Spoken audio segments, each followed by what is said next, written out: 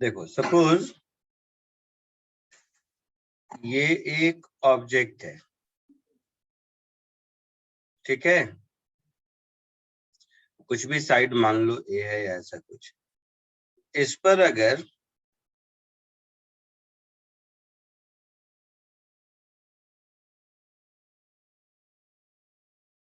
एक नई चीज सीखो जो शायद आप लोगों ने पहले ध्यान नहीं दिया होगा। mg तो यहीं पर एक्ट करेगा,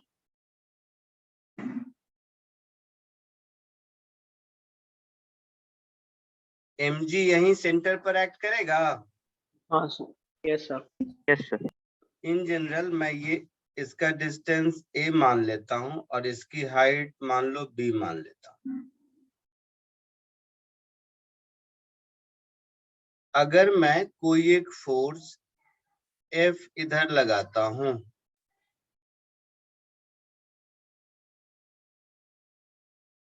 किसी हाइट h पर, लेट इट बी h ऐसा, तो मेरा कॉमन सेंस कहता है कि ये आगे जाएगा। अभी तक जितनी फिजिक्स हमने पढ़ी है, यस सर, है ना। अब अगर मैं इसके सेंटर C को देखूं, इस पॉइंट को A कह देते हैं, इस पॉइंट को B कह देते हैं, तो अभी अगर देखोगे तो सेंटर C के अबाउट F का टॉर्क तो है, तो इसको तो पलट जाना चाहिए, गिर जाना चाहिए, टॉपल हो जाना चाहिए, यस सर। मगर ऐसा होता नहीं है। क्यों? कोई बताएगा? सोच के लिखना उखना कुछ नहीं, सोचना है जरा, थॉट प्रोसेस। मान लिया मैंने कि फ्रिक्शनलेस सरफेस है एक ऑब्जेक्ट पर, उसके सेंटर से कुछ हाइट ऊपर मैंने फोर्स लगाया और वो आगे मैं उसको पुल कर पा रहा हूं, जो कि बहुत कॉमन एक्सपेरिमेंट है, सबने देखा होगा। Yes sir. तो इस F का C के अबाउट एक क्लॉकवाइज टॉर्क तो मुझे दिख रहा है, तो इसका मतलब है वो टॉर्क कहीं ना कहीं कंपनसेट हो रहा होगा, इसलिए ये टॉपल नहीं हो रहा है। Yes sir. Yes sir. कैसे हो रहा है?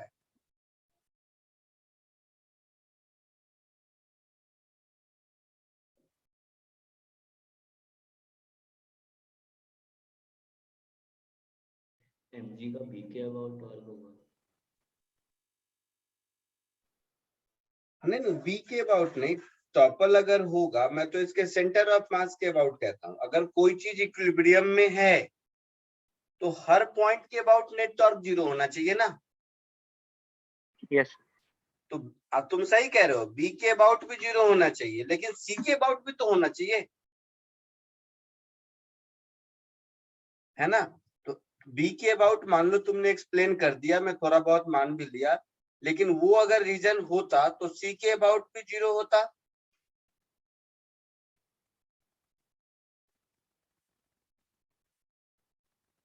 Yes sir. बताओ क्या हो रहा है, सोच के जरा सा, कोई तो सोचो।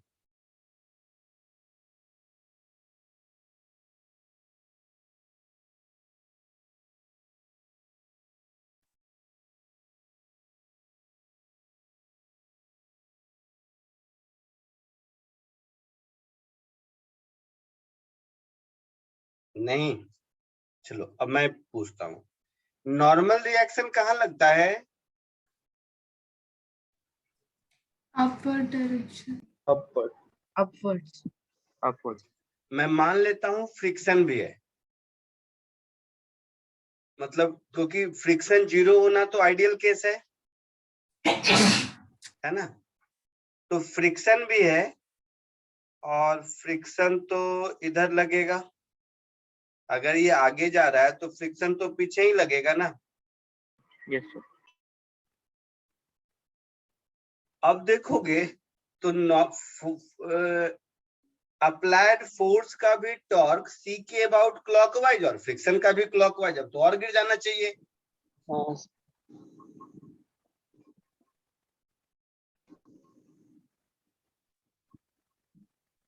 है ना। यस। क्यों नहीं गिरता है, सोचो जरा सा।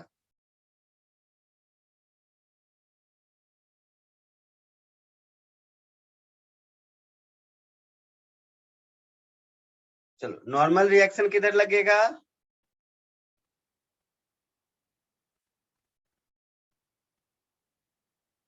ग्राउंड का नॉर्मल किधर लगेगा? upwards. Upwards. अपवर्ड, बट कहाँ लगेगा?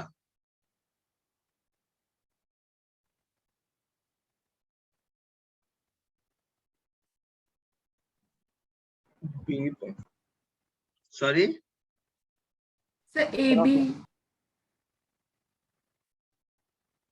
ए से लेकर बी तक में कहाँ लगेगा? सी पर। ये एक मिस्टेक है। नॉर्मल रिएक्शन, एक सेकेंड बेटा आप सुन लो। नॉर्मल रिएक्शन क्या है कि ये हम लोगों ने कभी ध्यान नहीं दिया, लॉज ऑफ मोशन फ्रिक्शन पढ़ते पढ़ते हम लोगों ने नॉर्मल रिएक्शन को हमेशा बॉडी के सेंटर ऑफ मास पे लगाने की कोशिश की, पॉइंट मास तक ये सही भी था, लेकिन ऐसा नहीं होता है। नॉर्मल रिएक्शन ए से लेकर बी तक कहीं भी एक्ट कर सकता है। तो नॉर्मल रिएक्शन तुम खुद बताओ, ये जो ब्लू वाला लाइन मैंने नीचे ड्रॉ किया है, इसके राइट लगेगा या लेफ्ट लगेगा, सच दैट टॉपल होने को जीरो कर सके? Right. तो नॉर्मल रिएक्शन लिखना मत अभी, इसमें मैं कुछ चेंजेस करूंगा, चेंजेस इन द सेंस कि इसको ऐसा, तो नॉर्मल रिएक्शन यहाँ लगेगा। ठीक है, Yes, sir. Yes, sir. मैं मान लेता हूं यहां से एक्स डिस्टेंस इधर लगेगा। ठीक है, अब इस डायग्राम में x की मैक्सिमम वैल्यू a/2 होती है। तो अगर x a/2 तक और n की वैल्यू फिक्स है mg, Yes, sir. Yes, sir. तो अगर मुझे ये टॉपल नहीं हो उसके लिए x का वैल्यू a/2 से ज्यादा आता है, फिर तो इसको टॉपल होने से कोई नहीं रोक सकता। मतलब नॉर्मल रिएक्शन पॉइंट सी से लेकर पॉइंट बी के बीच कहीं भी एक्ट होकर अगर इसको टॉपल करने से बचा लेता है फिर तो ठीक है, अदरवाइज ये टॉपल हो जाएगा। जैसे जब भी कोई बड़ा ऑब्जेक्ट होता है बड़े हाइट का, देखते हैं जैसे मान लो कोई सिलेंडर ऐसा है, तो उसको अगर ऊपर से खींचोगे तो चांसेस है कि वो टॉपल हो जाए। Yes, sir. लेकिन ऑब्जेक्ट का साइज जितना छोटा होगा उसके स्लाइड करने की टेंडेंसी ज्यादा होगी, टॉपल होने की कम होगी। Yes, sir. तो देखिए Yes, sir. जिसका बेस बड़ा रहता है ना, न्यूमेरिकली भी कैलकुलेट करेंगे कितना बड़ा, बट जिसका बेस बड़ा होता है ना उसको टॉपल करना मुश्किल है, स्लाइड करना आसान है। हाँ सर। जैसे Yes, तुम्हारे sir. घर का बेड है, उसको अगर तुम किसी भी हाइट से पुल करोगे तो बेड की हाइट छोटी होती है, चौड़ाई ज्यादा होता है, तो वो टॉपल नहीं होगा, वो स्लाइड होगा या नहीं होगा। Yes. लेकिन Yes. वही बेड का स्ट्रक्चर अगर ऐसा हो, कैसे समझाऊं, चलिए देख लीजिए। जैसे मान लो ये जो तुम्हारा लंदन टावर है इसके जैसा ये साइज का है, इसको अगर मैं यहाँ से खींचूंगा तो इसके टॉपल होने के चांसेस ज्यादा है ना, क्योंकि बेस विड्थ छोटा है। नॉर्मल रिएक्शन इतनी दूर में कहीं भी लग के इसके टॉर्क को बैलेंस नहीं कर पाएगा। Yes. Yes, Yes. sir. So first thing which I want to make you note is normal reaction doesn't act at center of the body। ये एक misconception है। Clear? Yes. Yes sir. Yes, sir. कुछ practical example भी बता दो। जैसे cycle चलाते हो और डाउनवर्ड स्लोप रहता है, तो तुम देखोगे तुम ब्रेक मारोगे तो पीछे वाला व्हील उठ जाता है। हाँ सर। Yes. हाँ सर। मतलब नॉर्मल रिएक्शन आगे वाले व्हील पे शिफ्ट हो चुका है, पीछे वाला व्हील उठा मतलब वहां नॉर्मल रिएक्शन जीरो है। Yes. Yes. लेकिन जब प्लेन रोड अगर है तो उसमें आइडियली दोनों पर mg/2 है। Yes, sir. समझ रहे हो इस बात को? Yes. नॉर्मल रिएक्शन का पॉइंट ऑफ एक्शन फिक्स नहीं होता है। वो इस पर्टिकुलर डायग्राम में अगर देखूं तो ए और बी के बीच कहीं भी एक्ट कर सकता है। ठीक है? Yes. Yes, sir. टॉपलिंग में जो समझना है उसको बोलते हैं शिफ्टिंग ऑफ नॉर्मल। जैसे अगर हम फोर्स बढ़ाते जाएंगे एफ को तो ये नॉर्मल और शिफ्ट होता जाएगा टिल पॉइंट बी। फोर्स अगर 0 कर दे, कहीं नहीं जा रहा है, तो ये नॉर्मल सी के अबाउट लगे, सी पर लगेगा एकदम, ताकि नेट टॉर्क 0 रहे, mg भी उसी लाइन में, n भी इसी लाइन में। ठीक है,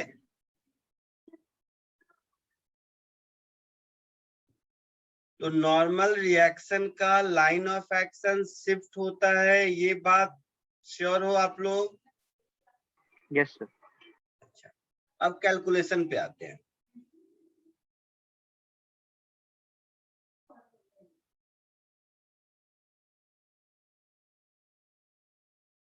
टॉर्क अबाउट सी अगर हम 0 करेंगे तो ये हो जाएगा F इंटू एच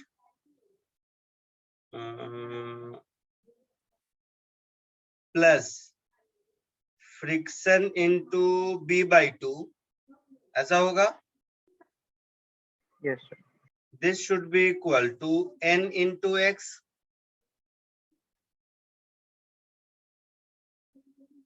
और N की वैल्यू mg के बराबर होगा। Yes, sir. मोशन अगर हो रहा है तो F is equal to mu mg होगा, friction is equal to, Yes, sir. Yes, sir. है ना। तो मेरे कहने का मतलब है इस इक्वेशन से अब N मुझे पता चल गया, FH मालूम है, फ्रिक्शन मान लो म्यू mg है,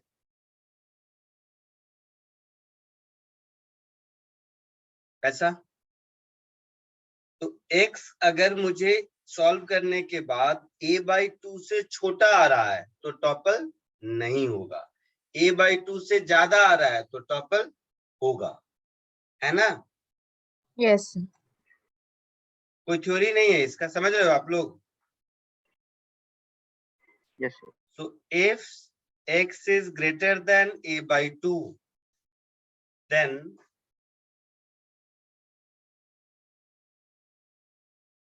object will topple, and if x less than equal to a/2, then object will slide without toppling. तो कभी कभी f का रेंज h, ab का डायमेंशन डिपेंड करता है, क्या पूछेगा वो उस हिसाब से। आई बात समझ में?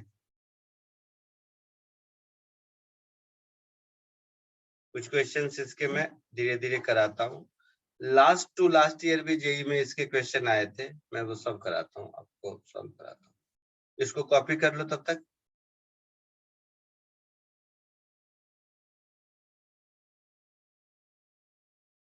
फिर प्रॉब्लम में इस कॉन्सेप्ट को कैसे यूज करते हैं एक एक करके सीखेंगे।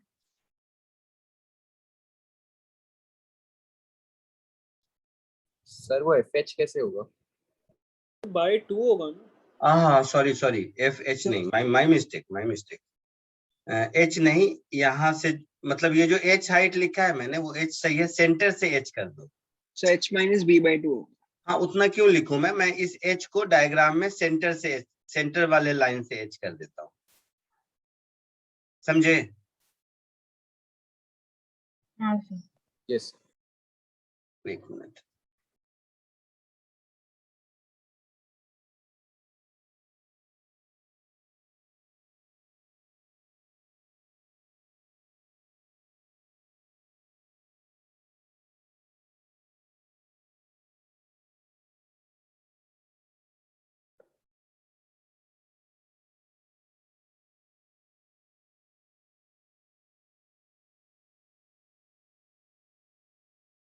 डायग्राम में ये H है, ठीक है।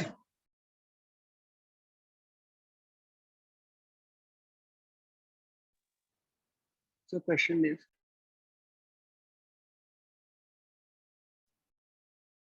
हो गया, लिख लिए। Yes, sir. Yes, sir. हो. अब एक आध प्रॉब्लम देखते हैं।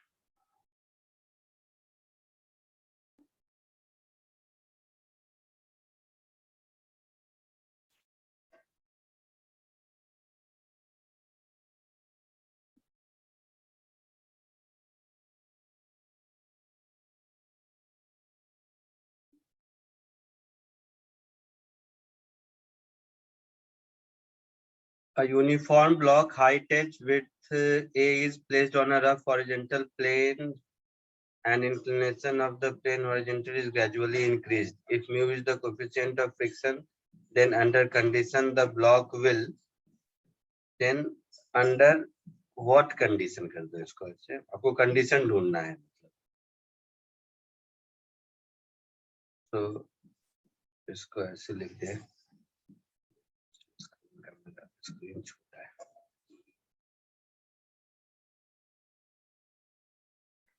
Under what condition the block will, question A. एक में कर दो टॉपल बिफोर स्लाइडिंग और दूसरे में कर दो स्लाइड बिफोर टॉपलिंग, ऐसा कुछ मैं कहना चाह रहा हूँ.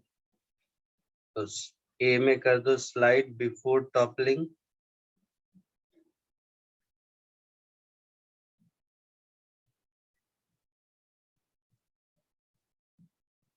तो एक ही क्वेश्चन से सारे कैसे मैं क्लियर कर लूं, इसके लिए इसको क्वेश्चन मैंने आधा ही कट किया. और दूसरा टॉपल बिफोर स्लाइडिंग.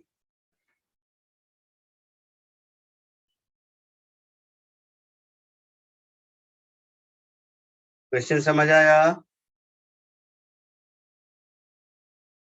क्वेश्चन समझने में कोई दिक्कत है किसी को? नहीं. कोशिश कीजिए.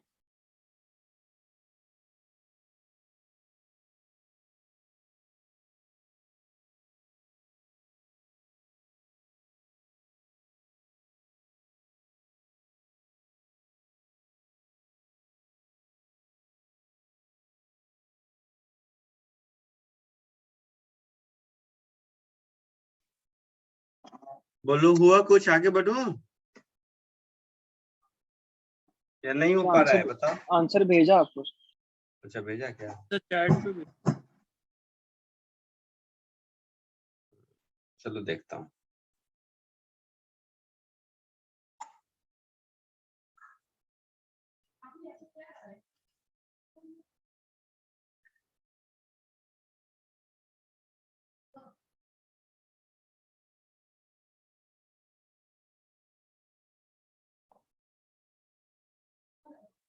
ये एक इंक्लाइंड प्लेन है, ठीक है.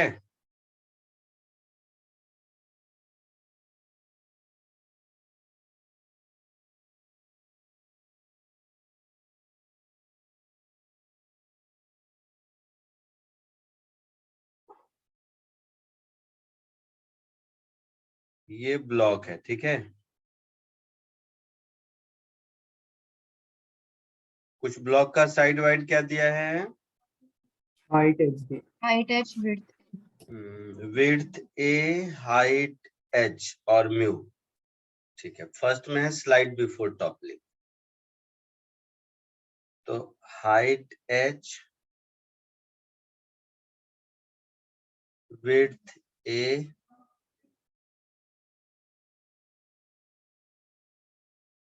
ये सेंटर है. तो mg साइन थीटा तो इधर ही लगेगा. Yes, sir.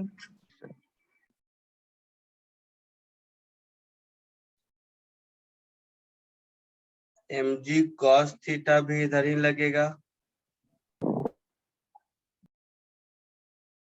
स्लाइड कर रहा है, आई मीन स्लाइड करे नहीं करे वो बाद में, फ्रिक्शन इधर ही लगेगा.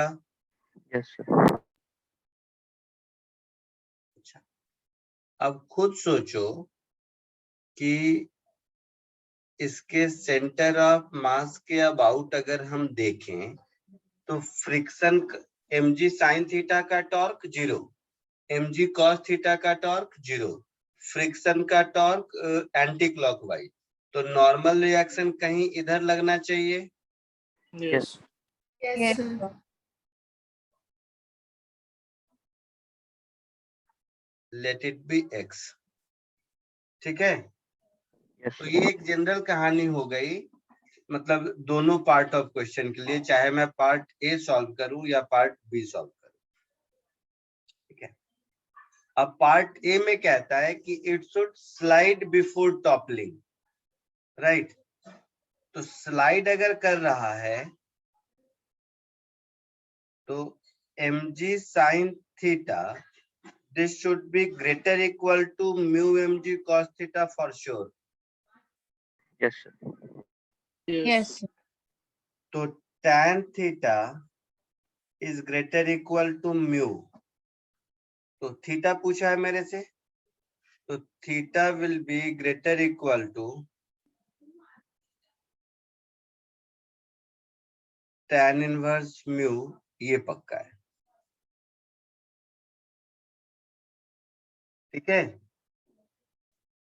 अच्छा ध्यान से समझो इस क्वेश्चन की लैंग्वेज को कि मैं थीटा को धीरे धीरे इंक्रीज करता गया, तो tan इनवर्स म्यू वाले थीटा पर ये स्लाइड करना शुरू करेगा। समझ रहे हो? Yes, sir. हाँ सर। यस लेकिन सर। इस बात की क्या गारंटी है कि इससे पहले टॉपल नहीं किया, है ना? समझ रहे हो? ये तो हुआ कि इतने एंगल पर स्लाइड करना शुरू करेगा, प्रोवाइडेड कि इससे पहले टॉपल नहीं किया है। नहीं। थॉट प्रोसेस समझ आ रहा है यहाँ तक? Yes, sir. Yes, Yes, sir. तो ये हो गया। अब देखते हैं टॉपल करने के लिए क्या चाहिए।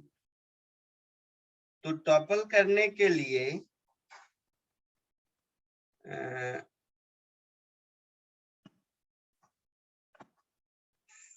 फॉर टॉपलिंग,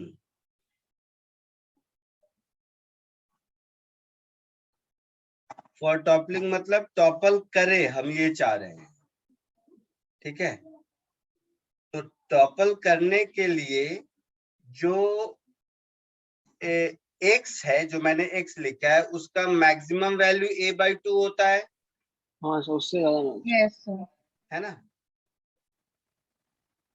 तो फॉर टॉपलिंग,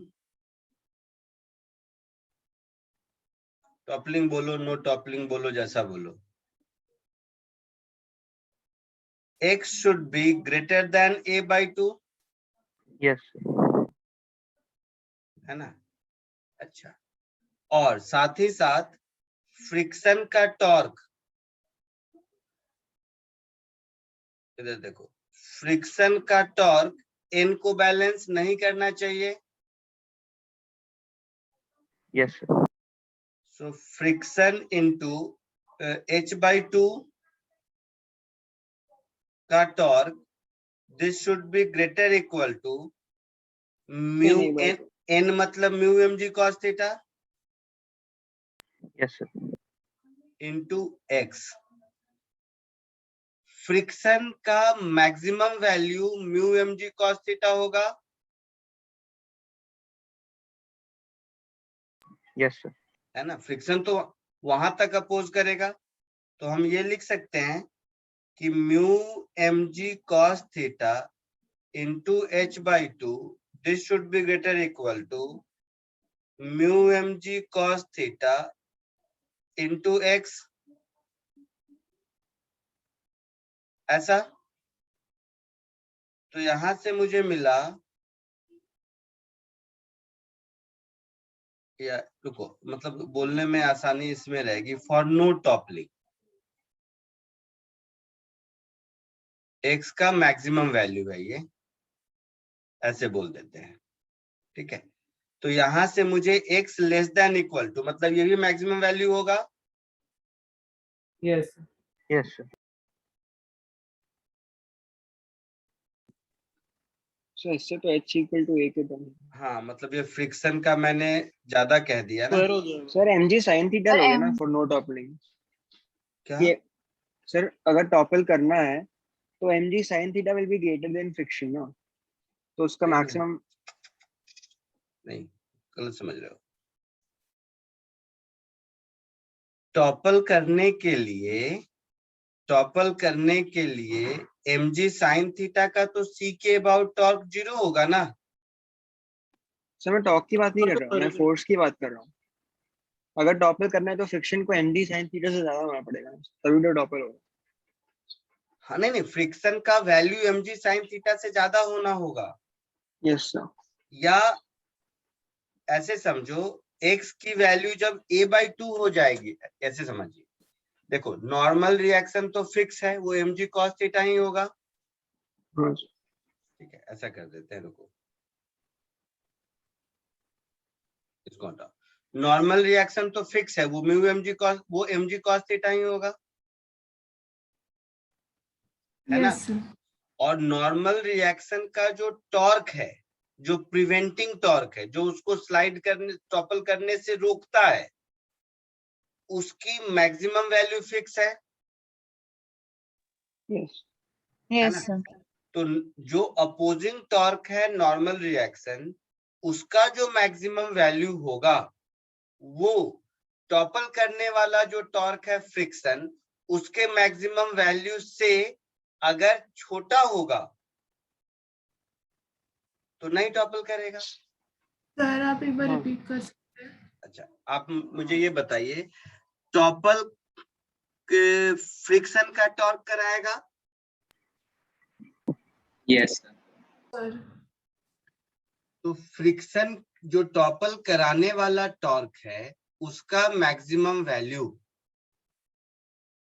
अगर छोटा है जो रोकने वाला टॉर्क है उसके मैक्सिमम वैल्यू से, तो हमारा काम चलेगा। Yes sir Yes, Yes, sir. sir. यहाँ तक ठीक हो? Yes, हाँ sir. सर। अच्छा, रोकने वाला कौन है? Normal reaction. Yes sir. Normal reaction के टॉर्क का मैक्सिमम वैल्यू तब होगा जब x की वैल्यू a/2 होगी। यस हाँ सर। नॉर्मल रिएक्शन वाले टॉर्क का मैक्सिमम वैल्यू जब x की वैल्यू a/2 होगी। Yes sir. Sure? Yes sir हाँ, श्योर। अच्छा, और टॉपल करने वाले टॉर्क का मैक्सिमम वैल्यू तब होगा जब वो I mean friction into h/2 होगा, Yes, sir. है ना। तो ऐसे समझिए इस बात को। अब मेरा कर्सर कहाँ गया? ऐसे समझिए, अब मैं इसको ऐसे बोलता हूँ,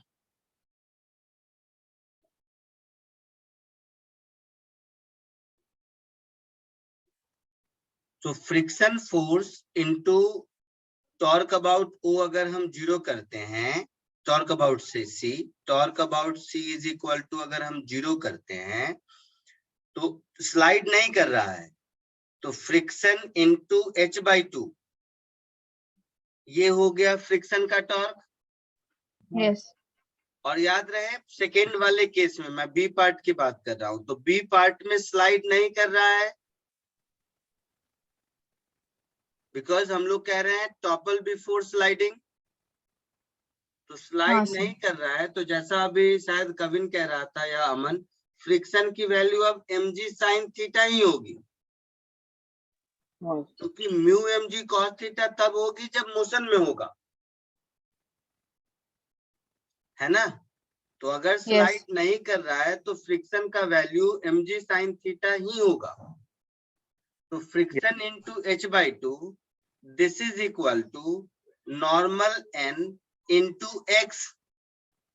सो mg sin थीटा ये न कम है न ज्यादा है, h न कम है न ज्यादा है, यही है normal reaction. mg sin theta न कम है न ज्यादा है, इनटू x, यही होगा। cos theta mg cos theta mg cos theta,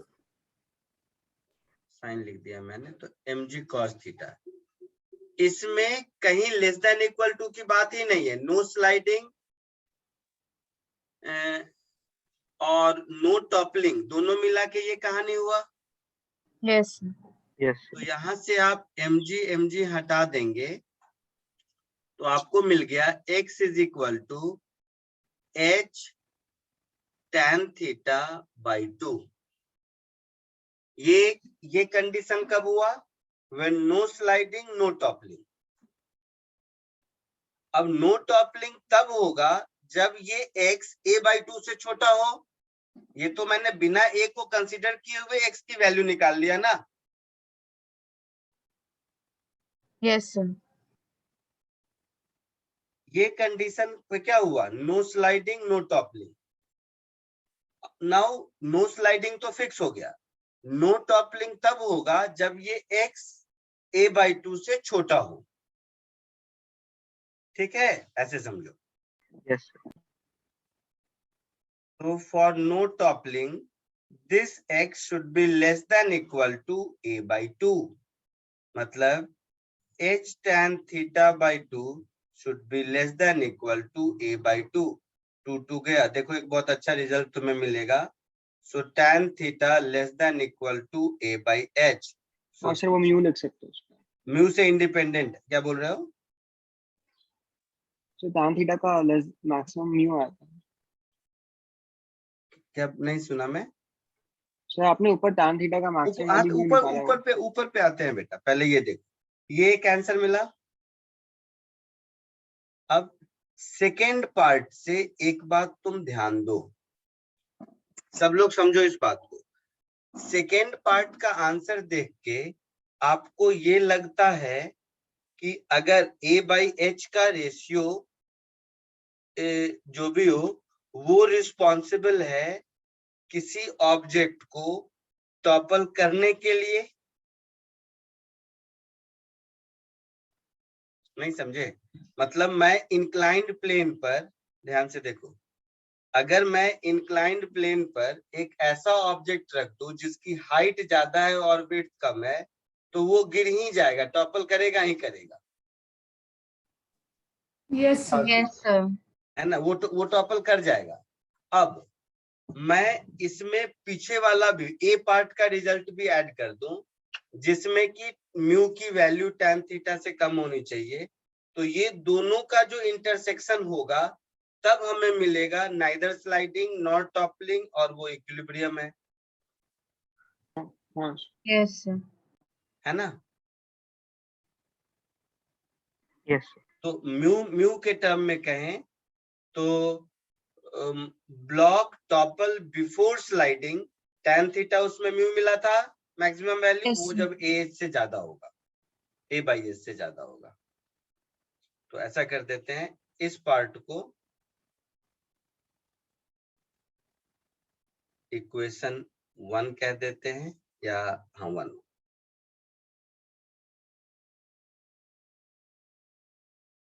इस पार्ट को इक्वेशन 2 कह देते हैं। तो दोनों को अगर हम कंबाइन कर देंगे,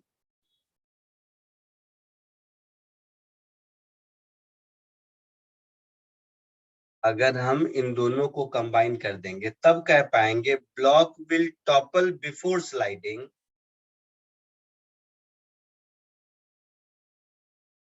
block will topple before sliding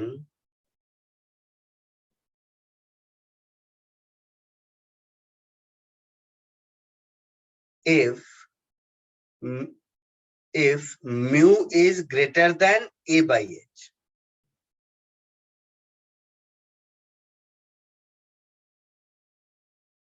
तो म्यू जब a/h से ज्यादा होगा तो ऑब्जेक्ट टॉपल पहले करेगा, स्लाइड बाद में करेगा।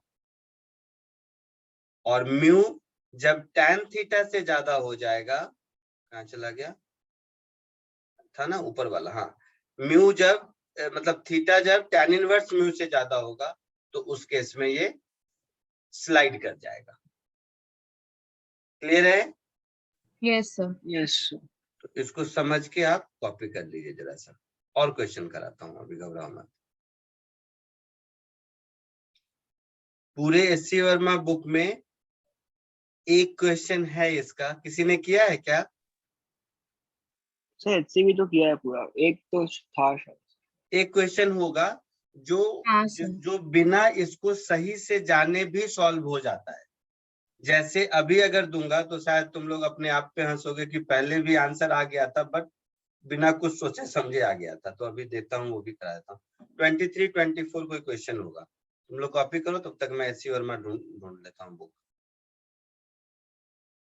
वॉल्यूम 1 में होगा, हाँ मिल गया यहीं पर। मेरा वो लैपटॉप गया तो कुछ फाइल्स मैंने इसमें कॉपी करके रख ली है, 1-2 दिन में मिल जाएगा मेरा लैपटॉप।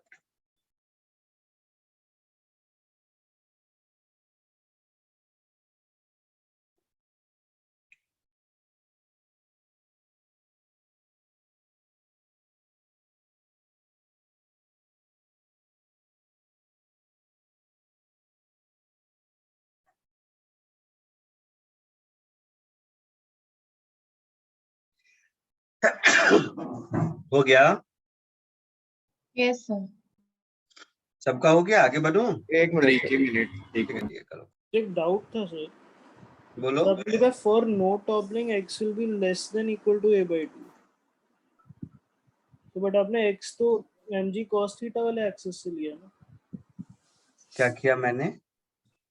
तो आपने लिखा for no toppling x is less than equal to a/2, but हाँ, आपने x तो mg cos थीटा के एक्सिस से लिया है। हाँ, उस लाइन से लिया मैंने। हाँ, हाँ सर, तो उससे कम होगा तो सर उसका तो टॉप कम होगा ना। नहीं, मैंने टॉर्क अबाउट सी 0 रखा, हाँ या ना बोलते यस, चलो। हाँ सर, तो टॉर्क अबाउट सी 0 रखने के लिए x कितना चाहिए वो निकाला, हाँ सर, और जो x मुझे चाहिए और x अवेलेबल कितना है a/2 तक, क्योंकि उसके बाद तो बॉडी से बाहर हो जाएगा। ओके सर, है ना? तो जो इसको बिना बेस के डायमेंशन को देखे हुए मैंने निकाला कि मुझे x कितना चाहिए, तो मुझे x मिल गया h tan θ/2। अब बॉडी के डायमेंशन पे आते हैं, तो बॉडी में तो x अवेलेबल है a/2 तक ही, यस सर, तो x less than equal to a/2। Okay sir, हाँ ठीक है। आगे बढ़ो। यस सर, इस पे एक और क्वेश्चन दे सकते कॉन्फिडेंस में। क्या बोल रहे हो? सर इस पे एक और क्वेश्चन दे देते हैं, कॉन्फिडेंस में। हाँ, एक नहीं, 2 3 4 5 कराऊंगा मैं पहले ही बोला था इसके क्वेश्चन बुकलेट में कम है, तो सारे मैं क्लास में कराऊंगा, अभी और करूंगा, घबराओ मत। पिछले साल जो जेई में पूछा वो भी कराऊंगा, लास्ट नहीं, लास्ट टू लास्ट ईयर नहीं, इस बार का तो एडवांस नहीं हुआ ना, हाँ लास्ट ईयर। चलो आगे बढ़ो। Yes, sir.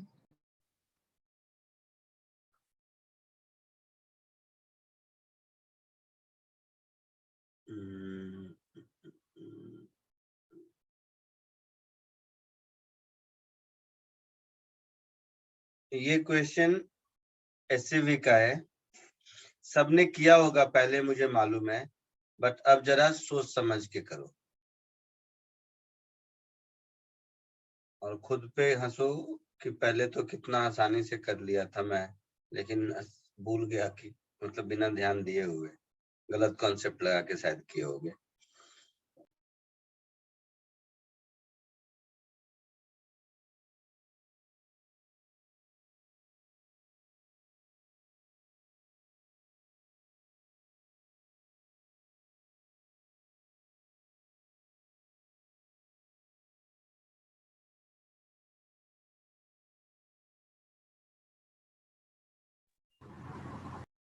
बोलो, हो गया?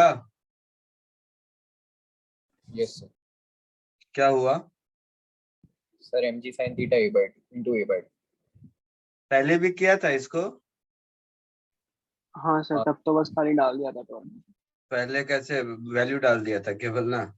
फोर्स इनटू परपेंडिकुलर डिस्टेंस हाँ, कर दिया था। तो अब जरा इस बात को ज्यादा सेंसिटिविटी के साथ सोचोगे तो समझ आएगा इसका एक्चुअल रीजन क्या था। mg sin थीटा इधर यूनिफॉर्म स्पीड से जा रहा है, मतलब फ्रिक्शन का वैल्यू mg sin थीटा के बराबर ही है, न कम न ज्यादा। Yes, sir. तो इस फ्रिक्शन का जो क्लॉकवाइज टॉर्क होगा, आप लोगों ने mg का टॉर्क ले लिया होगा, वो mg sin theta into a/2, sorry anti clockwise, ये हो गया torque of friction, yes sir. है ना? आपसे पूछा है टॉर्क ऑफ नॉर्मल रिएक्शन, तो torque of normal reaction definitely इतना ही होगा। Yes sir. Yes, sir. Magnitude इतना ही होगा। अच्छा क्वेश्चन तब होता जब डायरेक्शन भी पूछता, एक्स भी पूछता, तब कि कहाँ लग रहा है, कितना लग रहा है, तब ये अच्छा क्वेश्चन होता। अब इसको बैलेंस करना है, नॉर्मल रिएक्शन के अलावा कुछ है नहीं, क्योंकि mg cos थीटा भी सेंटर पर ही लग रहा है, mg sin थीटा भी सेंटर पर ही लग रहा है, सिर्फ एक नॉर्मल बचा जो फ्रिक्शन के टॉर्क को बैलेंस कर सकता है, तो टॉर्क ऑफ नॉर्मल हो जाएगा उतना ही, mg sin theta into a/2, but in clockwise direction. Yes sir. है ना? Yes. आगे बढ़ो।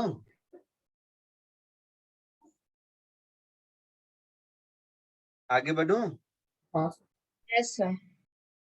चलो, कॉन्फिडेंस के लिए एक और क्वेश्चन लिखो। वो पिछली बार क्वेश्चन मैंने ए बी में दिया था तो शायद वो कॉन्फिडेंस की कमी होगी, उसी तरह के क्वेश्चन को अब मैं वैल्यू में दे रहा हूं।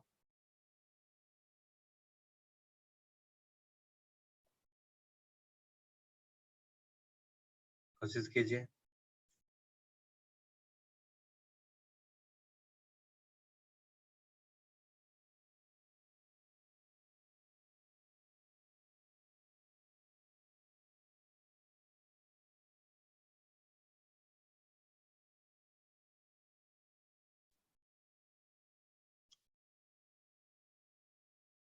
बोलो, आया कुछ? हाँ सर, टॉपल होगा। टॉपल होगा। Yes, sir. Yes, sir. Okay, देख लेते हैं।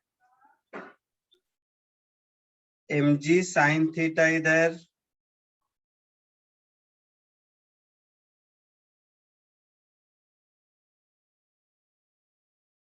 फ्रिक्शन इधर, है ना? यस फ्रिक्शन का maximum value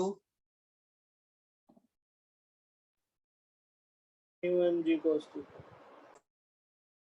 mu mg cos theta, that is √3 mg cos theta. Yes So for sliding, mg sin theta greater than mg. theta should be greater than 60 degree, शायद ऐसा होगा। Yes. यस कोई doubt नहीं, निकाल के रख लिया हमने। हाँ अब आते हैं फॉर टॉपलिंग।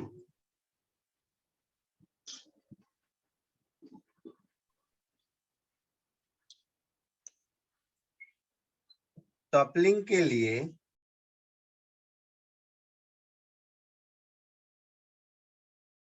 स्लाइड नहीं हो रहा है, टॉपल हो रहा है, तो फ्रिक्शन mg sin थीटा के बराबर होगा। हाँ Yes. या एक और तरीका कर सकते हो, बताऊं?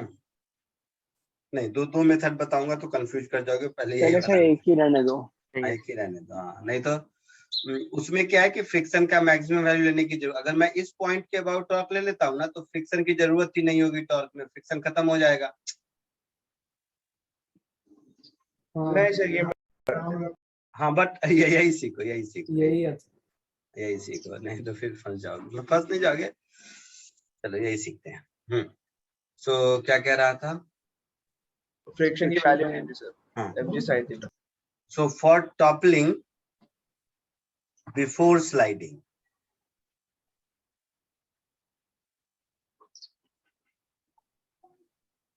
फ्रिक्शन का वैल्यू mg sin थीटा के ही बराबर होगा। हाँ तो mg sin थीटा इनटू कुछ भी डायमेंशन a मान लो, a/2, ये हो गया Yes. फ्रिक्शन का torque. Yes this should be greater equal to Normal into. Normal normal maximum का मैक्सिमम टॉर्क, NA/D। है ना? हाँ sir. That is mg cos theta into a/2, ऐसा कह सकते हैं। हाँ तो इससे थीटा ग्रेटर देन 45 आता है, जो कि अपने पास 60 था, तो फिर टॉपल हो है ना? आई बात समझ में? Yes Yes, sir. तो यहाँ से Yes, मिलेगा sir. Theta greater equal to 45 degree, हाँ मतलब 45 पर ये टॉपल करना शुरू करेगा और 60 पर ये स्लाइड करना शुरू करेगा, तो क्या होगा? It will Topple before topple slide. Before slide. जिसको कॉन्फिडेंस नहीं आ रहा था, आया? यस हाँ सर. हाँ, sir.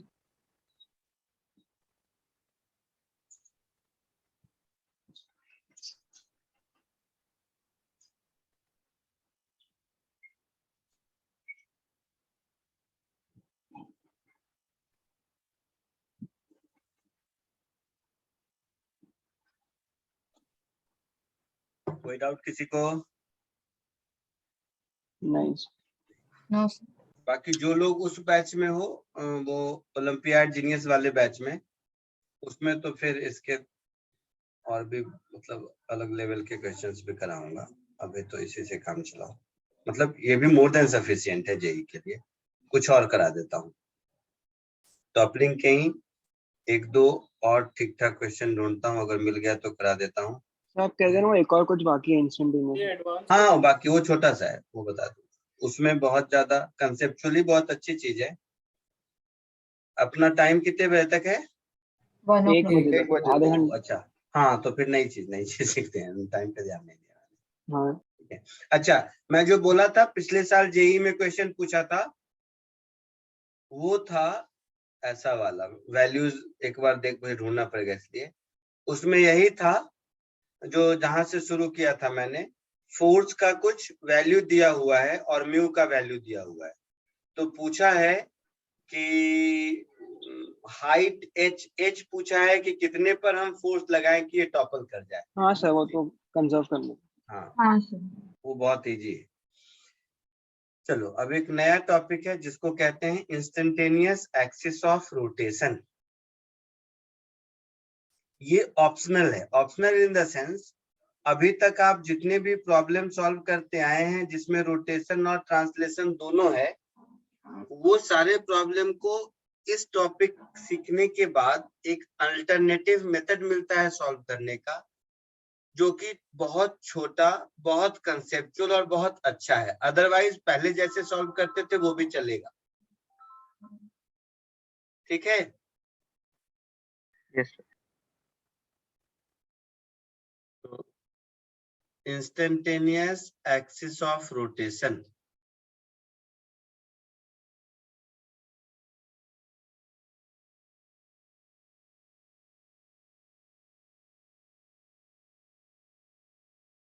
तो पहली बात ये है क्या? तो इसका पर्पस है जहां भी कंबाइंड मोशन है, मतलब रोटेशन प्लस ट्रांसलेशन, जहां कहीं भी है, pure rolling, impure rolling, rod गिर रहा है, किसी शेप साइज का कुछ भी हो रहा है, लेकिन रोटेशन और ट्रांसलेशन का जहां कंबाइंड मोशन है, इस मोशन को हम कन्वर्ट कर देते हैं प्योर रोटेशन में।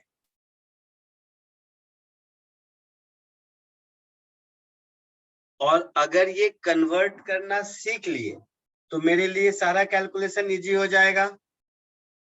हाँ yes.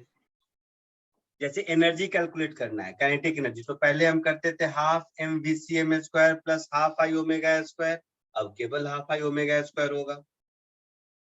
Angular momentum r cross p plus mvr होता था, अब केवल आई ओमेगा होगा, है ना। हाँ सर। किसी भी sir. पार्टिकल की वेलोसिटी पहले vcm plus r omega vector कहते थे, अब केवल r ओमेगा वेक्टर होगा। तो सारी हाँ। कहानी आसान हो जाएगी। ठीक है, समझे मैं क्या बोला?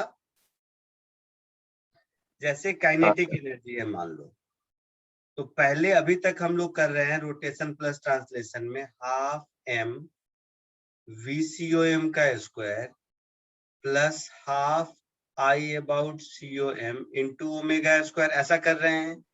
Yes sir. अब अगर ये हो गया तो हम केवल हाफ I ओमेगा स्क्वायर करेंगे। फर्क इतना है कि अब I about instantaneous axis of rotation होगा। कैसे ढूंढते हैं वो सीखना है। तो ये आसान हो गया। इतना ही नहीं, एंगुलर मोमेंटम में देखो, एंगुलर मोमेंटम पहले होता था RCOM cross P plus ICOM omega, ऐसा होता था। अब मेरा एंगुलर मोमेंटम हो जाएगा I about instantaneous axis of rotation into omega, ऐसा हो जाएगा। ठीक है। पहले किसी पार्टिकल की वेलोसिटी क्या होती थी? आपको याद होगा vcom vector plus omega cross r, याद है? Yes sir. r Yes, of point p with respect to com लेते थे। अब क्या हो जाएगा? सीधा सीधा r ओमेगा क्रॉस आर हो जाएगा। आर में क्या है, पॉइंट पी का पोजीशन पहले with respect to centre of mass होता था, अब with respect to instantaneous axis of rotation होगा। तो हमें केवल और केवल इंस्टेंटेनियस एक्सिस ऑफ रोटेशन ढूंढना है, और भी बहुत कुछ है, मैंने जस्ट 3 एग्जांपल दिया है। ये अगर ढूंढने आ गया तो हम लोगों की लाइफ बहुत आसान हो जाती है प्रॉब्लम सॉल्विंग में। ठीक है, हाँ सर ठीक। जल्दी Yes. से कॉपी कर लो 2 मिनट में। सर आप ये एक बार बता सकते हैं, एक्चुअली मेरे नेट का प्रॉब्लम हो गया था, लाइट गई थी, इसीलिए समझ में नहीं आया। क्या नहीं समझा, बता कहाँ से छूटा? सर ये काइनेटिक एनर्जी वाले पार्ट से। कुछ नहीं, केवल रोटेशन का kinetic energy half I omega square होता है। तो अगर मुझे इंस्टेंटेनियस एक्सिस ऑफ रोटेशन को लोकेट करना हम सीख गए, जो कि अभी सीखेंगे, तो ये लंबा मेथड के बदले केवल हाफ आई ओमेगा स्क्वायर लग जाएगा। Angular momentum rotation plus translation की जगह केवल रोटेशन का आई ओमेगा हो जाएगा। किसी पॉइंट की वेलोसिटी में रोटेशन ट्रांसलेशन दोनों का कंपोनेंट होता था, अब केवल रोटेशन का ओमेगा क्रॉस आर हो जाएगा। तो जितने भी वेरिएबल्स पहले निकालते थे फिजिकल क्वांटिटी, ये सब सॉल्व करना आसान हो जाएगा अगर हम इंस्टेंटेनियस एक्सिस ऑफ रोटेशन को लोकेट कर पाए तो। Okay sir.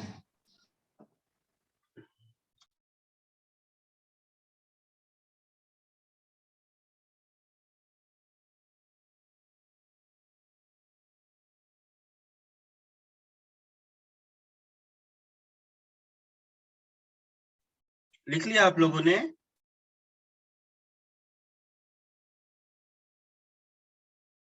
लिख लिया सबने? Yes sir. Yes sir. बोलते Yes. नहीं हो मेरे को। चलो अब हम लोग देखते हैं कि ये फाइंड कैसे करते हैं। तुम लोग का 1 o'clock को लेक्चर भी है क्या कोई उसके बाद? नहीं सर, नहीं नहीं। सर। तो ठीक है, ज्यादा नहीं, कोशिश तो करूंगा हो जाएगा, नहीं तो अगर 10-15 मिनट एक्सटेंड होगा तो देखते हैं। ठीक है, yes sir. so how to find instantaneous axis of rotation? अभी मत लिखो, समझो एक बार।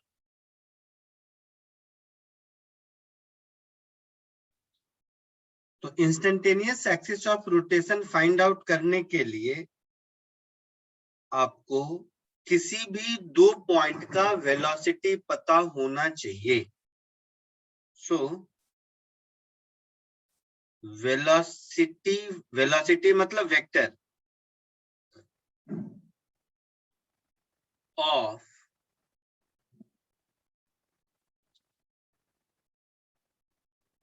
any 2 point on a rigid body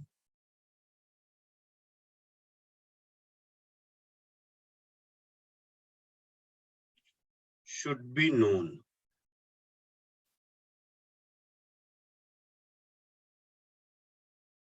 तो ये तो पक्का है कि 2 वेलोसिटी 2 पॉइंट का हमें चाहिए, तभी निकल पाएगा।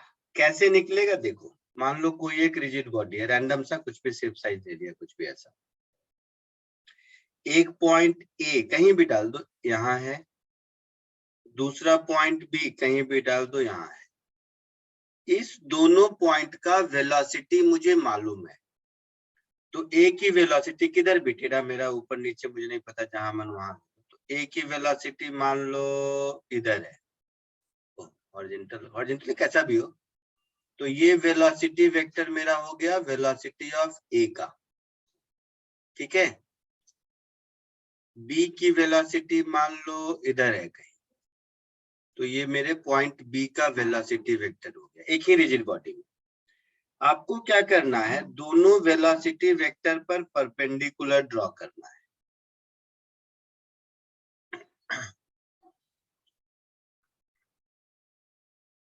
तो इन दोनों वेलोसिटी वेक्टर के पर जो परपेंडिकुलर ड्रॉ किया, इसका जो पॉइंट ऑफ इंटरसेक्शन होगा, यही आपका इंस्टेंटेनियस एक्सिस ऑफ रोटेशन। ये डिस्टेंस ड्रॉ करने के बाद RA आ गया, ये डिस्टेंस ड्रॉ करने के बाद मान लो RB आ गया, है ना। एक मिनट रुको, वो गलत हो गया, ऐसा हो ही नहीं सकता, रोटेशन की दोनों गलत, ये ऐसा होगा इधर, ऐसा कुछ ऐसा आ गया। तो ये मेरा इंस्टेंटेनियस एक्सिस ऑफ रोटेशन हो गया, और इसके अबाउट जो ओमेगा होगा वो देखो आप खुद निकाल सकते हो, कैसे, तो RA इंटू ओमेगा VA के बराबर होगा, RB इंटू ओमेगा VB के बराबर होगा। इन दोनों इक्वेशन को सॉल्व करके हम ओमेगा निकाल सकते हैं, और I का लोकेशन मिल गया तो हमारा काम चलेगा। समझे मेरी बात? यस एग्जाम्पल भी दे, आप वापस बता सकते हैं ऐसा? नहीं वापस नहीं, एक एग्जाम्पल बताता हूँ, एक ऐसा एग्जाम्पल जो सबको पता है, जो सबको मालूम है, एक नहीं 2-3 एग्जाम्पल बताता हूँ, बट एक एग्जाम्पल देखो। काइनेमेटिक्स में या फिर लॉज ऑफ मोशन में कांस्टेंट के समय सर ने सिखाया होगा। रोटेशन के तो बहुत सारे एग्जाम्पल हैं ही, ये एग्जाम्पल मैं इसलिए चूज कर रहा हूँ क्योंकि ये सबको आता है, सबने इसको किया है।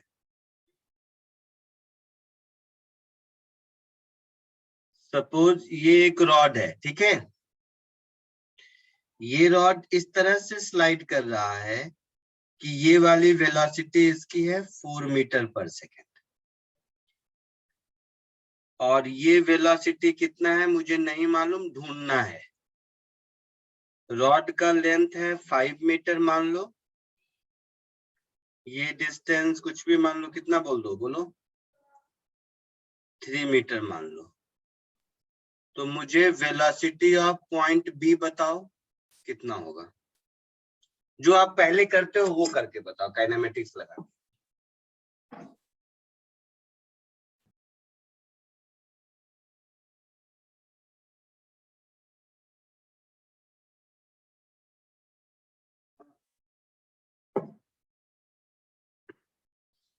काइनेमेटिक्स लगा के, कैलकुलस लगा के, जैसे मन वैसे बता सकते हो ना। Yes sir. यस फटाक सर। फटाक से बताइए।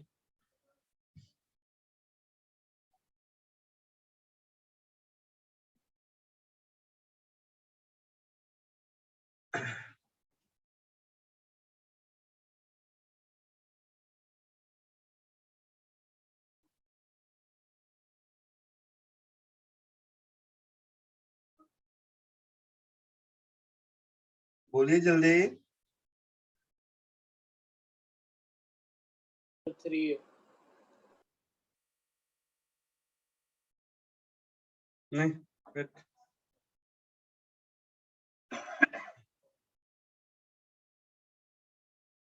नहीं पढ़ाऊंगा मैं, कैसे कर रहे हो फिर, ये तो नहीं बताने वाला मैं,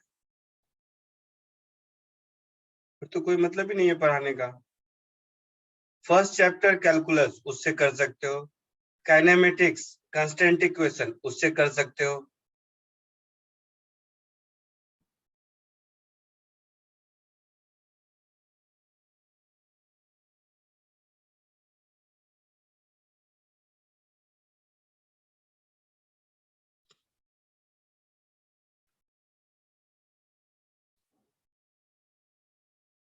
sorry sir 16/3 हाँ 16/3 16/3 बिल्कुल बिल्कुल। Yes sir. सबको आया 16/3? Yes, Yes, Yes, sir. कैसे किया?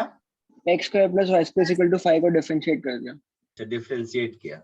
और कोई दूसरा? रॉड के along velocity. ऊपर से जितना slip Very good, Velocity very नीचे से जो आना चाहिए। component आता है वो दो बहुत equate बढ़िया किया। बहुत बढ़िया। तो ये दोनों आप लोगों को आता है। tension along rod is same हाँ अब देखो, इन दोनों से छोटा oral method of instantaneous axis of rotation, ये जो रॉड है, मैं फिर कह रहा हूँ, दुनिया में जब भी कभी आपको आज के बाद कोई ऑब्जेक्ट में रोटेशन ट्रांसलेशन दोनों दिखे, आप इस मेथड को जरूर ट्राई करो। इससे आपका लाइफ, आपका अंडरस्टैंडिंग सब अच्छा हो जाता है। जैसे इसी क्वेश्चन में मैं पूछूं कि रॉड के मिड पॉइंट की वेलोसिटी कितनी, बता पाओगे? या रॉड के किसी पॉइंट की वेलोसिटी पूछूं, बता पाओगे? अभी मिड पॉइंट ही चलो बताओ। मुश्किल है? बता हाँ। सकते हैं, ऐसा नहीं, बट आप लोग जो मेथड यूज करते हैं थोड़ा मुश्किल है उससे। हाँ सर। यस हाँ सर। अब मैं जो इंस्टेंटेनियस एक्सिस वाला मेथड बताता हूँ उससे ये तो आसान हो ही जाएगा, और भी चीजें आसान हो जाएंगी। मैंने अभी सिखाया कोई भी रिजिड बॉडी रोटेट ट्रांसलेट दोनों कर रहा है और 2 पॉइंट की वेलोसिटी मालूम है, तो आप उन दोनों पॉइंट के वेलोसिटी के परपेंडिकुलर लाइन ड्रॉ कर लीजिए। तो ए की वेलोसिटी कुछ भी हो इधर ही है, मैंने लाइन ड्रॉ कर लिया। बी की वेलोसिटी कुछ भी है, यही लाइन है, तो इस पर भी परपेंडिकुलर मैंने ड्रॉ कर लिया। अब मेरे लिए ये रॉड इस मोमेंट पर इस एक्सिस ऑफ रोटेशन के अबाउट ओमेगा वेलोसिटी से रोटेट कर रहा है। इस ज्योमेट्री से ये 3 है तो ये भी 3 होगा, ये 5 है तो ये 4 होगा। Yes sir. मतलब Yes. ये 4 जो कुछ भी है वो 3 ओमेगा के बराबर है। हाँ सर, कह सकते हैं।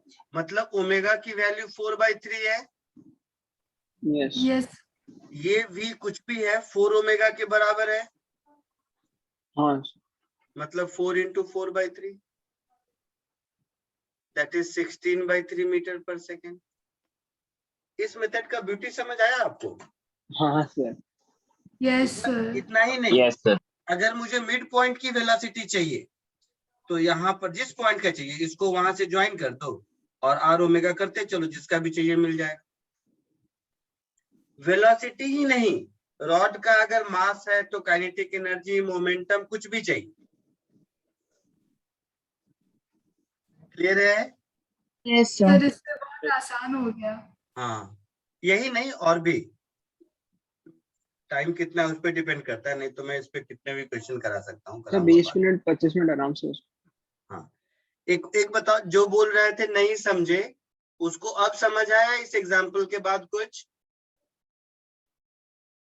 Yes sir. किसी ने बोला था ना बेटा कि सर एक बार दोबारा बताइए, उसको कह रहा हूँ। Yes sir. पक्का? हाँ सर। ठीक है, इसको कॉपी कर लो पहले।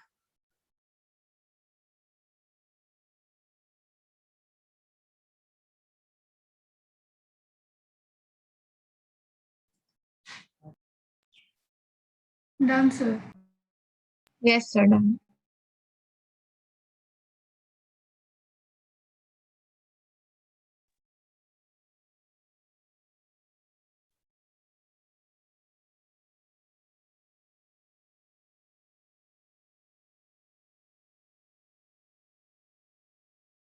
आगे बढ़े? Yes sir. अच्छा, अब सोचो कि अगर वेलोसिटी, दोनों वेलोसिटी वेक्टर 2 पॉइंट का मुझे मालूम है और दोनों पैरेलल है, फिर तो कोई पॉइंट ऑफ इंटरसेक्शन उनका मिलेगा ही नहीं, क्योंकि 2 पैरेलल लाइन का तो कॉमन नॉर्मल होगा ना। Yes yes sir. है ना? तो ये वाला जो मेथड मैंने बताया ये तभी वैलिड है जब आपका I mean non parallel velocity vector है। आई बात समझ में?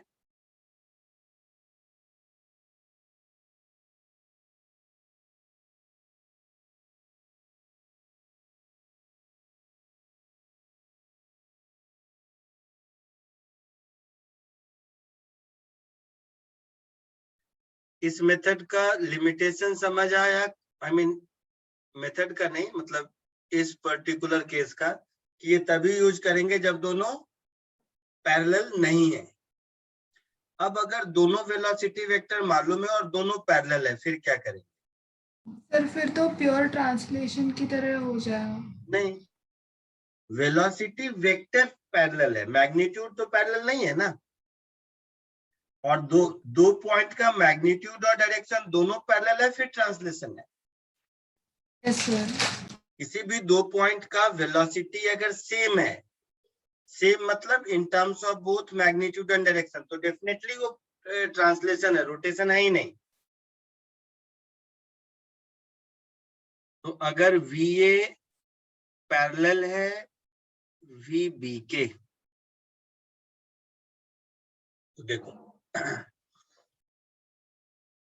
सपोज कोई भी रिजिड बॉडी ले लिया, कैसा भी शेप साइज है, इसमें 2 पॉइंट की वेलोसिटी मुझे पता है। एक पॉइंट की ये वेलोसिटी है VA, और एक दूसरे पॉइंट की वेलोसिटी है VB।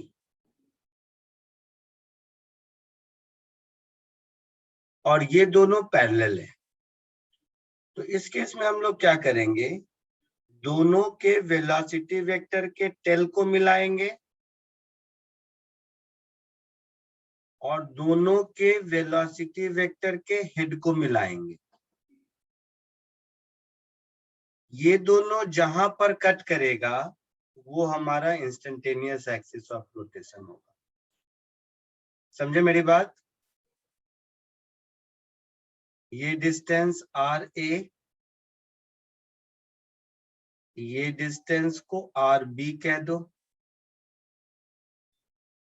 तो इस पूरे मोशन को मैं इसके अबाउट रोटेशन ले सकता हूं, दैट इज मेरा VA होगा RA इंटू ओमेगा और VB मेरा होगा RB इंटू ओमेगा। समझे? यस इसी का एक दूसरा वेरिएशन भी बताता हूं। सपोज कोई रिजिड बॉडी ऐसा है, इस पॉइंट की वेलोसिटी मुझे पता है VA,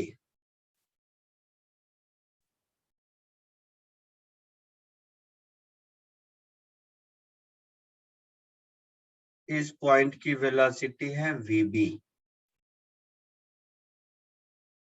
इसमें भी दोनों के हेड और दोनों के टेल को ज्वाइन करोगे तो ऐसा होगा।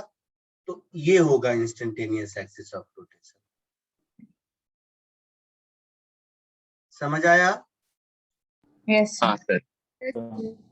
तो इस केस में इसको हम RA बोलेंगे, इसको हम RB बोलेंगे। ठीक है? सो RA इंटू ओमेगा VA, जैसे प्योर सर्कुलर मोशन में करते हैं, RB इंटू ओमेगा VB। आया समझ में? Yes, sir. कॉपी कर लो।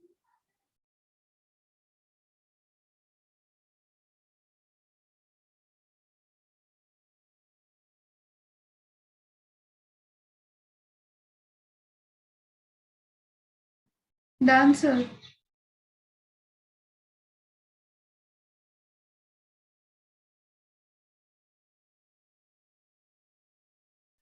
हो गया? Yes, अब sir. देखो, मतलब वैसे तो जैसा मैंने कहा सारे प्रॉब्लम सॉल्व कर सकते हैं, सारे जहां भी रोटेशन ट्रांसलेशन दिखाई दे, बट मैं जस्ट एक आध वही एग्जांपल लेता हूं जो आप पहले से कर चुके हैं। जैसे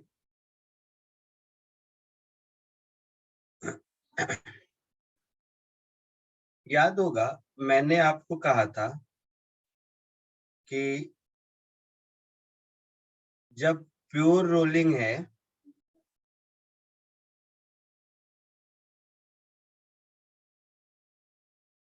तो कोई एक पॉइंट P की वेलोसिटी निकालो, ऐसा कुछ पूछा था, याद है? Yes, sir. है ना? तो देखो अगर प्योर रोलिंग है V equal to R omega, तो इस पॉइंट की वेलोसिटी V है, मालूम है आपको। इस पॉइंट की वेलोसिटी 2V है, मालूम है आपको। कॉमन सेंस है, इन दोनों को ज्वाइन करेंगे तो यहीं पर मिलेगा फिर। तो ये आपका इंस्टेंटेनियस एक्सिस ऑफ रोटेशन होगा। Otherwise by definition also in case of pure rolling यही पॉइंट रेस्ट पर रहता था। Yes yes sir. वैसे भी सोच सकते हैं। ठीक है, तो ये आपका हो गया इंस्टेंटेनियस एक्सिस ऑफ रोटेशन, जो बाय डेफिनेशन प्योर रोलिंग है, तो मालूम है। ऐसा नहीं कि प्योर रोलिंग में ही ये करेगा, सब में करेगा। मैं एग्जांपल वो ले रहा हूं जिसका आंसर आपको याद है पहले से, इसके लिए। ठीक है, तो v equal to R omega है, प्योर रोलिंग है, मुझे इस पॉइंट P की वेलोसिटी चाहिए। तो अब मैं क्या करूंगा, जब मैं सीख गया तो अब तो मैं यही कहूंगा ना, यहां से पॉइंट P को ज्वाइन कर दिया, ये रेड वाला लाइन, और इस रेड वाले लाइन पर परपेंडिकुलर ड्रॉ कर दिया। ये डिस्टेंस अगर कुछ भी x है तो मेरा आंसर x ओमेगा होना चाहिए। Yes sir. Yes sir. होना चाहिए ना। तो अब याद करो, क्वेश्चन में मैंने ये थीटा दिया था, हाँ सर, जो पूरा सर्कल था, आपने डिस्टेंस पूछा तो था ये वो। r है, सर्कल नहीं था, वो साइक्लोइड था, हाँ सर वही। बट उसको छोड़ दो, जो भी था, ये r है। तो डेफिनेटली इस ट्रायंगल में x क्या हो गया, 2r sin theta by 2। Yes sir. तो वेलोसिटी ऑफ पॉइंट P क्या होगा, x omega, that is 2r omega sine of theta by 2। वो जो उतना वेक्टर सम करके लाए थे, याद आ गया? Yes sir.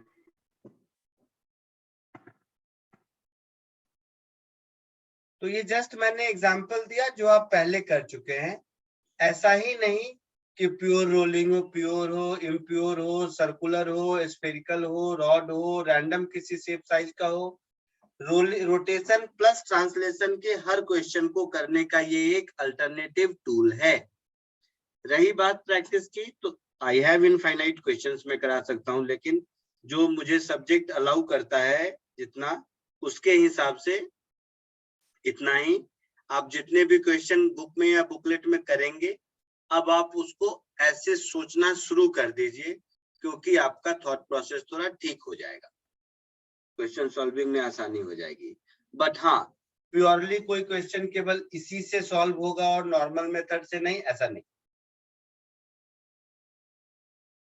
ठीक है? Yes, sir. Yes, sir. अच्छा, और ऐसा भी हो सकता है क्वेश्चन की कॉम्प्लेक्सिटी पर, जिसमें आपको हो सकता है पुराना वाला मेथड इजी लगे, हालांकि इस केस में चांसेस रेयर हैं, यही वाला ज्यादा इजी लगता है अगर इस पे कमांड हो गया तो। ठीक है, तो बस रोटेशन मेरी तरफ से खत्म। आज के लिए इतना ही। अगली क्लास में हम लोग असाइनमेंट डिस्कस करेंगे। एससी वर्मा प्रोबेबली डिस्कस करने की जरूरत नहीं है, नहीं है सर, वो आसान था। वो इजी है, नहीं, वो सब वो है भी, तो मैं नहीं करने वाला। जो मैंने असाइन, पार्टिकल्स का पहले करें या रोटेशनल का पहले रोटेशन करें? कर लो, रोटेशन कर लो, जैसे जैसे मैच्योर होगे पीछे वाली चीजें और आसान होंगी। ओके। Okay, sir. ठीक है, तो Yes, sir.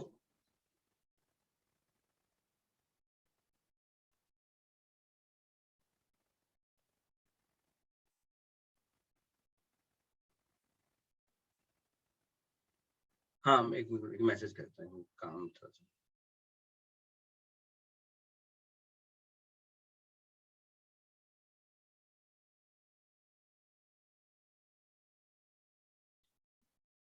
हाँ, मैं क्या कह रहा था, तो अगली क्लास में जो मैंने असाइनमेंट आपको दिए हैं ना, कितने नंबर तक दिए हैं?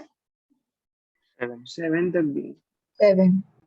मतलब रोलिंग का दिया है कि नहीं? नहीं, रोलिंग बाकी है। नहीं सर, नहीं तो दिया. 3 और होंगे, रोलिंग, टॉपलिंग और इंस्टेंटेनियस एक्सिस ऑफ रोटेशन, जिसमें से टॉपलिंग और इंस्टेंटेनियस एक्सिस ऑफ रोटेशन के क्वेश्चन बुक और बाकी जगह कम मिलते हैं, तो जरूर असाइनमेंट कर लेना। 2 असाइनमेंट और 3 असाइनमेंट और देता हूँ मैं, ठीक है?